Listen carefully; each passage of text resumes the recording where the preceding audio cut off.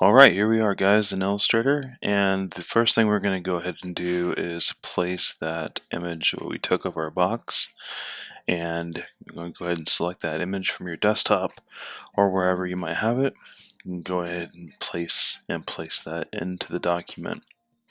As you can see, it's kind of held on here. Once you click, it releases the image, and now the image has been placed. The first thing I'm going to do though is I'm going to go ahead to the artboard options, and I'm going to select that, and then go up to the presets and scroll up to the fit to selected art. So it's going to select the same size as my image that I've imported. So when I go to view, which is right over here, I'm going to go ahead and choose fit to artboard to window, or control 0. So that's going to give me the whole side of my box to go ahead and start working with. Now, as you can tell, the image itself isn't perfect because the box is kind of bunched up a little bit in certain areas. So these measurements are not going to be exact. But what I want to go ahead and do is bring out my rulers, or using Command R, which I'm going to do right now. And that's these black bars on the sides. Now, you can change the rulers from inches to millimeters by clicking on Preferences here and going to Units and changing it from any of the preset measurements, and also choosing different types of measurements for different aspects. So for type, I can choose points, and the general and stroke, I can use inches. Right now, I'm just going to keep it with points and go ahead and hit continue and OK. Now that I have everything set up the way I'd like it, I can go ahead and pull out rulers just by clicking and dragging them out. As you can see, that line that shows and appears there, that is going to be a guide for me. So I'm going to go ahead and line it up to the edge of the box here. And with that line, I'm going to be able to line up the image to the actual dimension of the ruler. And I can easily do that by, well, what I'm going to do is I'm just going to open up my other tool palette. This one I created earlier. I'm going to go down to my tools and click on my default, and this brings up my default tool palette. Don't be alarmed by this. I'm just grabbing the zoom tool here at the bottom. So you want to click on that and choose the area where you want to start making the template boxes for your box. I'm just going to zoom in here and see what I can look at here. Now, what I'm really looking for is how well that guide is lining up top to bottom of the actual box. So I'm going to get a little bit closer here. So it looks like this edge is pretty good. I like the way it's lining up. And I'm just going to go ahead and line up the second ruler to this crease at the bottom here. And that one's going to be the base of what I align everything to. Now, one of the things that you normally have to do, depending on the picture you take, is slightly rotating the image itself. So I'm going to go ahead and click on the rotate tool, and I'm going to choose where I'm going to rotate from, which is going to be where those two bottom ruler areas are. And I'm just going to click on the bottom left, and from here I can go ahead and rotate the image any direction I need to. And that could be moving it, tilting it right, tilting it left. As you can see here, up and down controls that. Now, depending on what you're working on, since we're working with an image right now, that's going to be not a rendered thing that you see. So you just kind of have to make some guesses a little bit while you're working with it. And so we're just trying to look at these lines now to see how things are lining up. And I'm going to start applying some more guides. So we really just have a finer detail of where we're going to be working. And what I'm going to do is continue with the guides and really just get everything to the point where we can start building our template. So I'm going to go ahead and fast forward through this a little bit, and I'm just going to go ahead and create these guides, and then we'll meet up on the other side.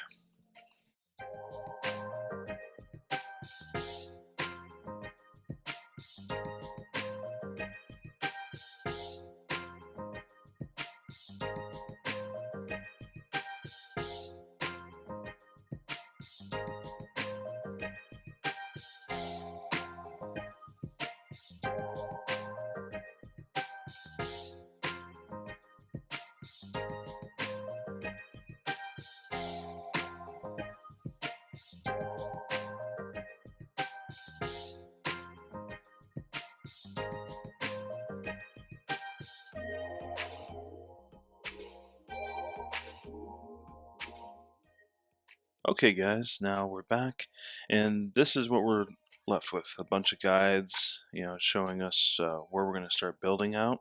And so the first thing we're going to do is use the rectangle tool and start making some boxes. Now, what you want to do is line up to the guides and use that to create the boxes to fit into these areas that we've created using the guides. Now, you want to be sure not to use guides for certain areas. Obviously, if it's a shorter area somewhere else, you don't want to use it. Like right now, messed up a little bit. But if you use that and use that as your guide, you can then take this and basically reduce the amount of work it takes to get this done.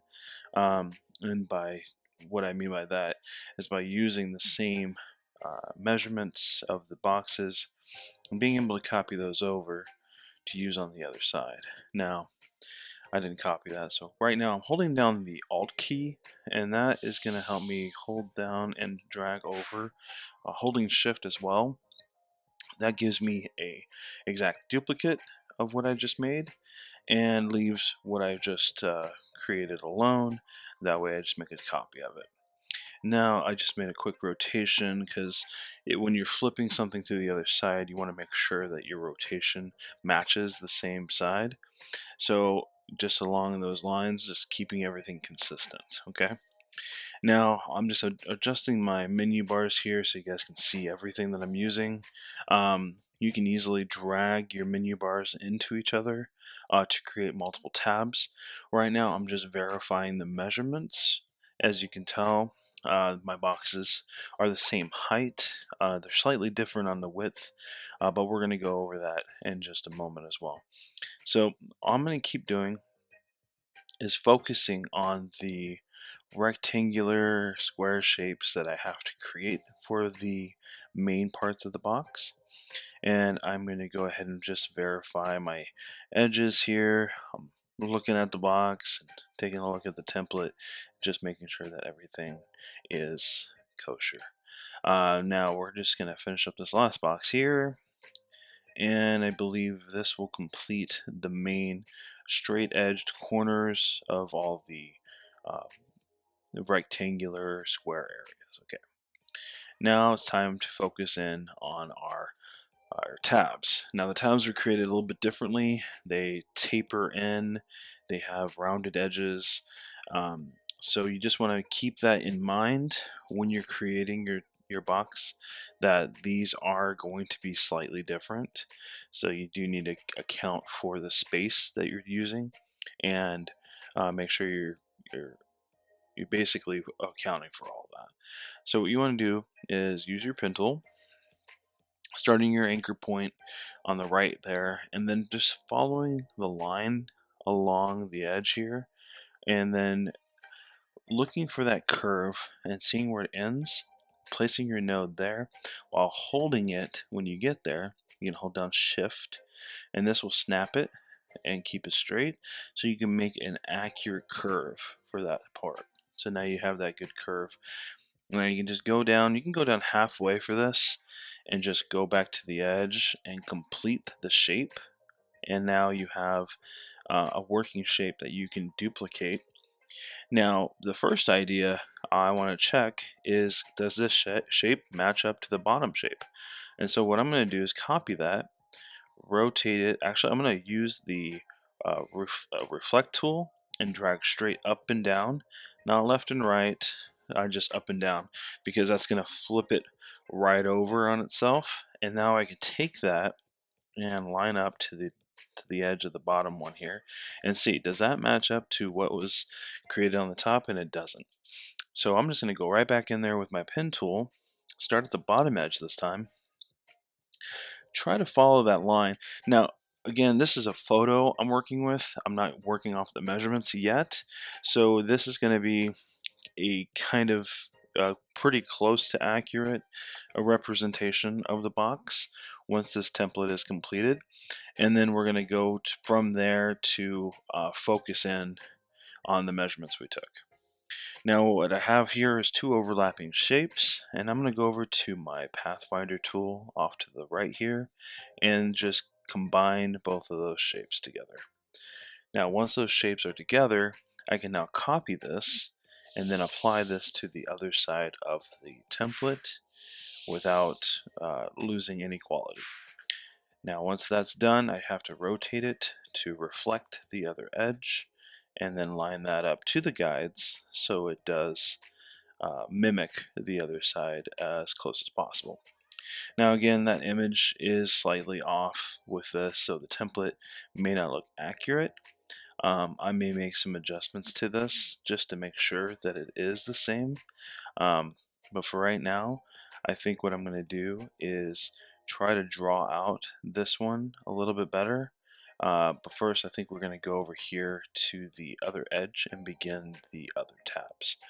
Now, the process does continue the same way. You find a starting point with your pen and you go ahead and create based off of that. So I'm going to keep working on all these tabs, and as I work through them, um, I'll come across different issues. And when you come across an issue, when you come across something that's not necessarily the same thing you've just been doing, that's when you have time to stop and talk to the community, ask some questions. If you feel like that this isn't a clear enough explanation, you can go ahead and post questions there as well. So I'm going to go ahead and zoom through this a little bit for you guys so we can meet up on the other end and see the final template.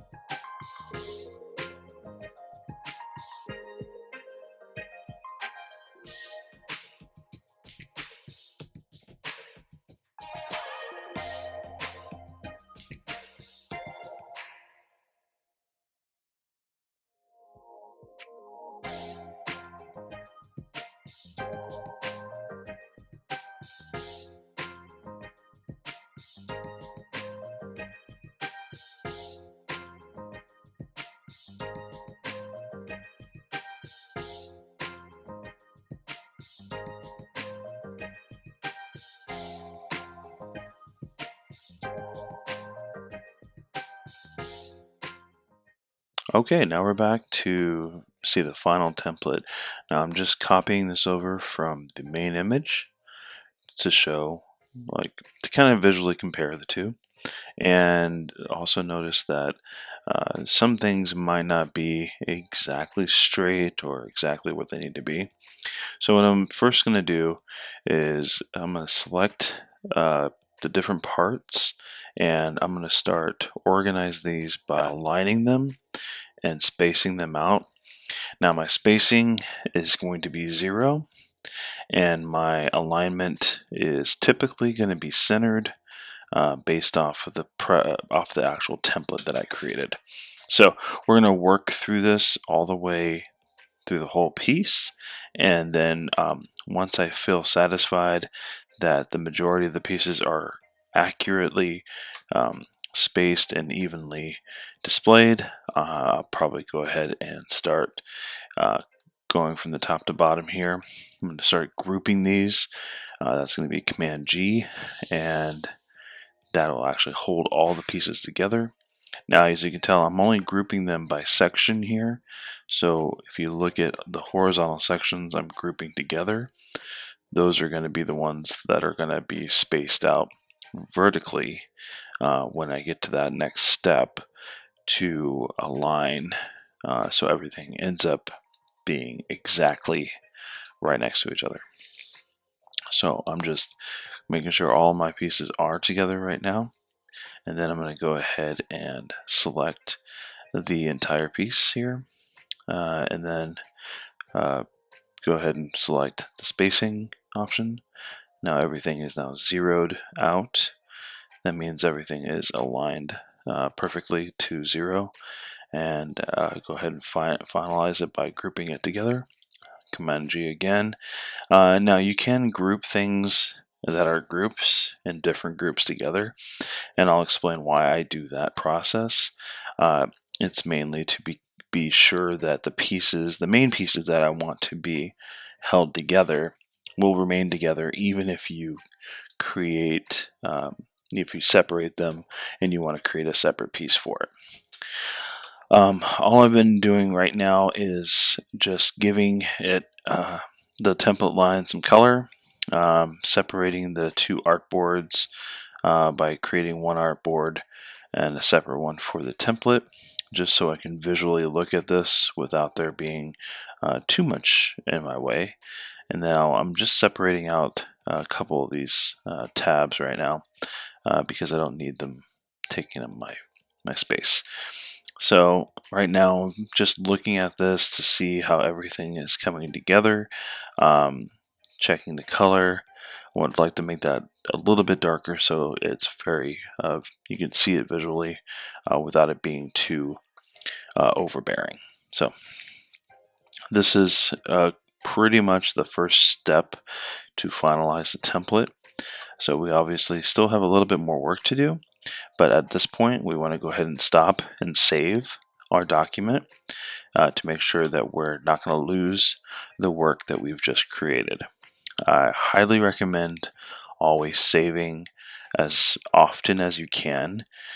Typically when you're involved in this kind of a project, it sometimes slips the mind. So just feel free, make sure you save, and we'll see you guys in the next lesson. Thanks.